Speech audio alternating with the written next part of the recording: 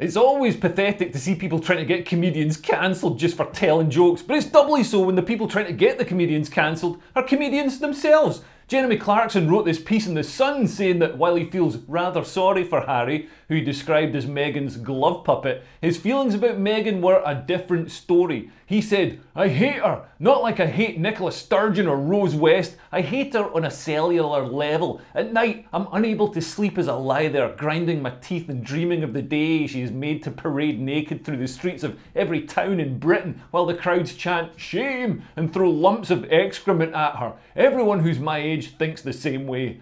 And every two-bit celebrity lined up to condemn him. Carol Vorderman took time out from leveraging her status as a trusted maths expert to sell bad loans to idiots and tweeted, "No, Jeremy Clarkson, not on any level, in any circumstance, is it okay to write this stuff about any woman, and absolutely no to everyone who's my age thinks the same. No, no, no, we absolutely do not think the same." Kathy Burke has moved on from making racist jokes about Britain's underclass. Frogmella came up to me the other day and said, "Why haven't I got a brand sister like all the other kids?" Nearly broke my heart. All the other mums have got at least one brand baby and I want one. She tweeted, "Watched the rest of #Harry and Meghan Netflix. Still think they're pretty great, and I loved their relationship with Meghan's gorgeous mum Doria, who's black, don't you know, they're my favourites. Wishing them continued happiness, and people like that colossal C word, Clarkson, continued pain with the thought of it."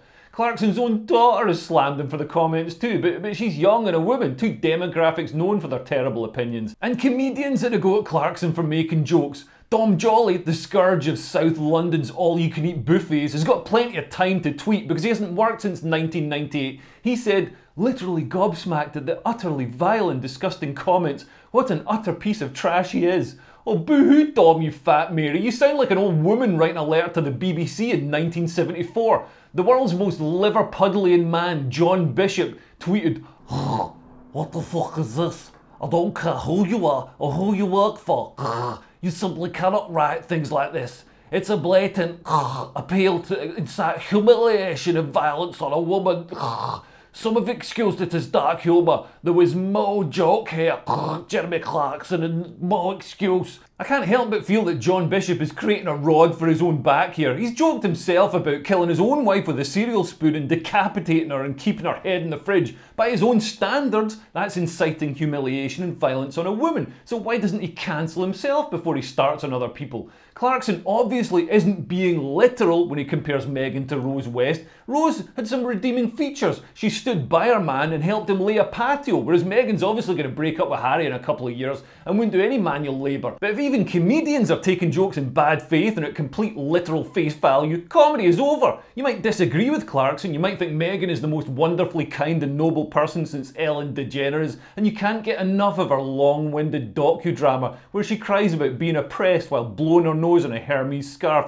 But you cannot deny that Clarkson is joking. He's referencing Game of Thrones, Cersei's Walk of Atonement, where she was stripped naked and pelted with excrement. We know he's joking because it's so ridiculous and over the top. Like when somebody says that they could eat a horse. You don't need to phone the RSPCA. They're not going to actually eat a real horse. They're using hyperbole as an intensifier, like Jeremy, who's known for his tongue-in-cheek humour. Also, I laughed my ass off. A joke doesn't need to be enjoyed by everyone. Would Clarkson have been condemned if he'd said this about Boris Johnson? None of these people criticised Jo Brand when she said people should throw acid at Nigel Farage, even though that's a much more likely thing to happen than Meghan being paraded naked through every town in Britain while we poop in our hands and chuck it at her. Jeremy's real crime is to criticise the priest class. You can say what you like about Tories or Brexit voters or white men, but Meghan is the most deified, exalted person, a celebrity victim of racism. Although, did anybody actually know she was black until she told us? I just thought she was another generically hot and ethnically ambiguous celebrity, like all celebrities in 2022. She didn't exactly turn up to Buckingham Palace in a pimped out Cadillac talking jive like, "Just hang loose, blood. She gonna catch up on the rebound on the minute. Jive ass dude don't got no brains in it." But because she's now an oppressed minority, well, as oppressed as an actual princess millionaire who lives in a fucking castle can be,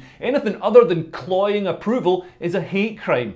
Anyway, since I started recording this, Jeremy Clarkson has apologised. What a pussy! I'm losing faith in all my heroes. Anyway, please like and subscribe and sign up to my Patreon for exclusive Patreon-only content. And I'm also doing some live shows in Leicester and Stafford with Francis Foster on the 20th and 21st of December, which is probably like tomorrow. It is tomorrow. It is tomorrow. It's tomorrow and the day after. So yeah, have a great Christmas if you don't come to them. Okay, thanks. Bye. Bye. Bye.